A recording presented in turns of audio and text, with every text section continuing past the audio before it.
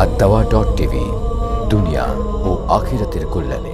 আমার এক ছেলে আর এক মেয়ে আছে, তো আমি জানি না আমি যদি না নিই, আমার কি, আমি যদি আর না নিই মানে আমি যদি আর সন্তান না নেই, তাহলে আমার গুনাহ হবে কিনা?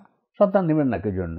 এখানে উনি সন্তান নেইনি এটা বলেন, আমি যদি না নিই তাহলে আমার গুনাহ হবে কিনা, এই শব্দটা অর্থাৎ আপনি যেটা বলেন ওটাই, জি, আমি সন্তান যদি আর না নেই না, আল্লাহ রাসূল বলছেন তাজাওয়াজু আল ওয়ালুদ আল ওয়াদুদ, জি, ফাইন্নি মুকাসিরুম বিকুমুল উমাম, জি, তোমরা বিবাহ করো যে স্ত্রীর দিকে তাকালে নয়ন ভরে যায়, জি, আর যে অধিক সন্তান দানকারিণী মহিলা, যে সন্তানের গর্ভ থেকে বেশি বেশি সন্তান আসে, জি, সেই স্ত্রী তোমরা গ্রহণ করো, কারণ আমি মানে গর্ববোধ করবো অন্যান্য উম্মতের উপরে আমার উম্মতকে নিয়ে।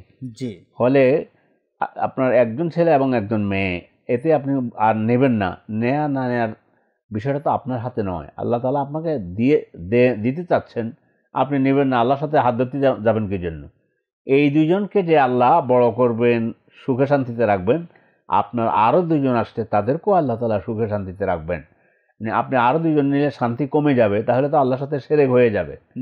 জি, তো বলে তাই এই ধরনের চিন্তা করবেন না, আল্লাহ তাআলা সন্তান যা দেয় সেই সন্তানে গ্রহণ করুন, আল্লাহ আপনাদের হায়াতকে বরকতময় করুন, পরিবারকে সুন্দর রাখুন, আল্লাহর কাছে দোয়া করি। আমরা আসলে এই জিনিসটা বুঝি না যে আমরা যদি আধুনিক চিন্তা করি, আমরা যদি আধুনিক মনা হয়ে থাকি, দর্শকদের উদ্দেশ্যে আমরা তথ্যটা দিয়ে যাই। রবীন্দ্রনাথ ঠাকুর কিন্তু বাবা মার 14তম সন্তান।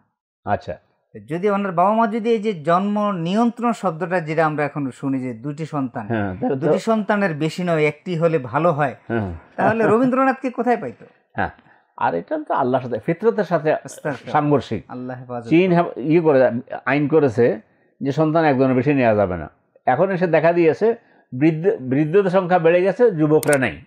এইটা দেখে এখন বেশি সন্তান নেয়ার জন্য চীনের মতো একটা কমিউনিস্ট রাষ্ট্র, যারা আল্লাহই বিশ্বাস করে না, এখন তাদের প্রয়োজন দেখা দিয়েছে যে ওই ফিতরতের বিরুদ্ধে হাত ধরেছে। এখন বলছে যে না, ও সন্তান তো লাগবে।